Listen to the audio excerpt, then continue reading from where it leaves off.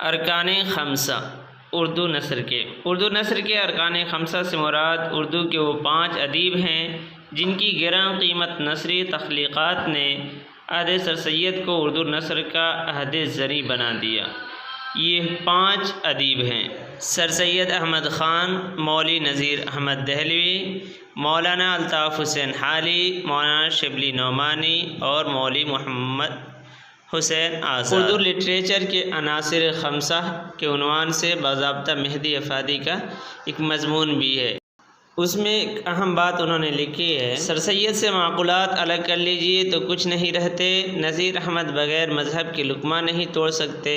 شبلی سے تاریخ لے لیجئے تو قریب قریب کورے رہ جائیں گے،